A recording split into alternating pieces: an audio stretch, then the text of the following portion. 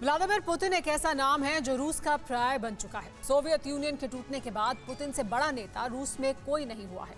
दुनिया में जितने लोग अमेरिका से चिढ़ते हैं, पुतिन में उनको अपना हीरो नजर आता है। पुतिन के स्पॉट्स ने उन्हें ऐतिहासिक इंसान बनाने में कोई कसर नहीं छोड़ी। सवाल यह है कि क्या इसी वजह से प्रेसिडेंट पुतिन ओवर कॉन्फिडेंट थे? जो रूस सोच रहा था कि यूक्रेन को हराना बाएं हाथ का खेल है, उसी यूक्रेन ने पुतिन को एक और झटका दे दिया है। कीव के बाद खार्किव से भी रूसी फौज खदेड़ दी गई है। कई मोर्चों पर रूस को क्यों शर्मनाक शिकस्त का सामना करना पड़ रहा है, इस रिपोर्ट में विस्तार से जानिए।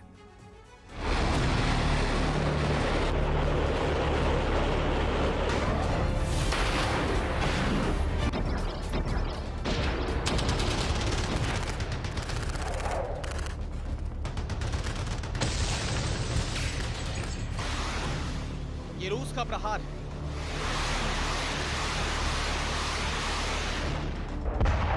बारंबार है, लगातार है। 82 दिन से मॉस्को की बटालियन ने जिस शहर पर सबसे ज्यादा बारूद बरसाया, वो खार्किव है।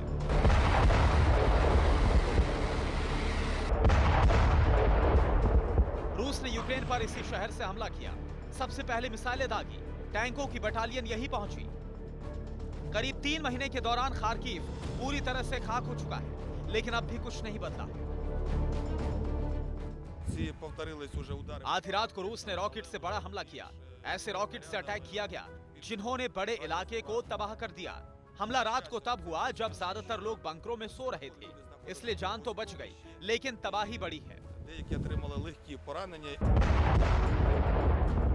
रूस की मिसाइलों ने कैसी तबाही मचाई, तस्वीरें गवाही दे रही हैं। कई इंच मोटी दीवारें भरभरा कर गिर गई, छतें ढह गई, और तो और आसपास का जितना भी इलाका था पूरी तरह से खंडर बन चुका है। लेकिन रूस का यही हमला खार्किव से पुतिन की पलटन की विदाई का सबब भी बन गया। इसी हमले के बाद यूक्रेनियों ने ऐसा पलटवार किया कि रूस की फौज को खार्किव की सरहद से खदेड़कर ही दम लिया। खार्किव पर फिर से यूक्रेन का कब्जा हो चुका है। रूस को एक और बड़ी शिकस्त मिल चुकी है। रूस की फौज यहां से पीछे खदेड़ दी गई है। हमने उन्हें यहां से 10 किलोमीटर पीछे ढकेल दिया है। रूस की फौज रशियन बॉर्डर की तरफ जा चुकी है। 3 हफ्ते के दौरान रूस को यह दूसरा बड़ा झटका है। कीव के बाद रूसियों को खार्किव से भी खाली हाथ लौटना पड़ा है। खास बात यह है कि रूसी सेना को खार्किव से खदेड़ने वाले यूक्रेन की टेरिटोरियल आर्मी है, जिन्होंने शहर पर कब्जा वापस लेने के बाद सबसे पहले प्रेसिडेंट ज़ेलेंस्की को मैसेज भेजा।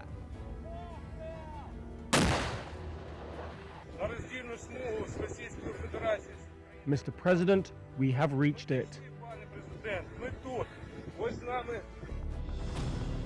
कीव की तरह ही खार्किव की बर्बादी में रूस ने कोई कसर नहीं छोड़ी थी।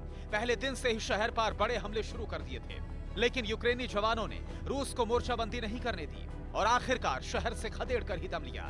खार्किव पर कब्जे के बाद प्रेसिडेंट ज़ेलेंस्की ने भी अपने सैनिकों की जमकर तारीफ की। खार्किव पर फिर से कब्जा खुश करने वाला है। इसके लिए यूक्रेन आर्मी की 127 ब्रिगेड बधाई की हकदार है, जिसने दुश्मन को खदेड़ते हुए रूस के बॉर्डर के पार भेज दिया। यूक्रेन के हर इलाके से रूस को एक दिन इसी तरह पीछे ढकेल दिया जाएगा। प्रेसिडेंट ज़ेलेंस्की के चेहरे पर मुस्कुराहट बता रही है कि यूक्रेन ने बड़ी कामयाबी हासिल कर ली है।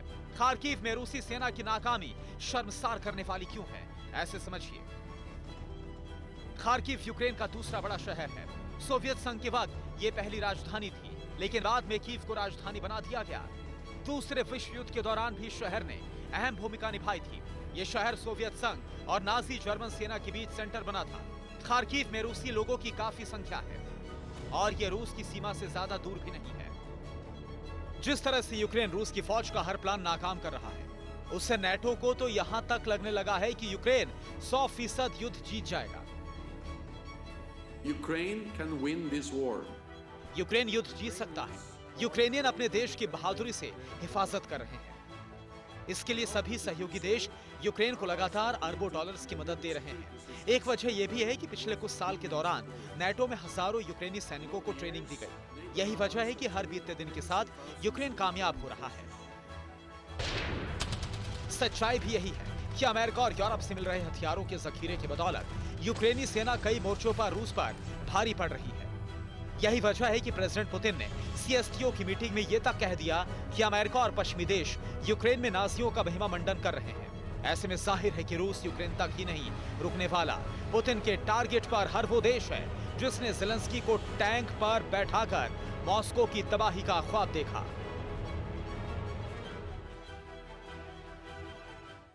अड़ी सोमवार से शुक्रवार शाम 6 बजे सिर्फ TV9 भारतवर्ष पर।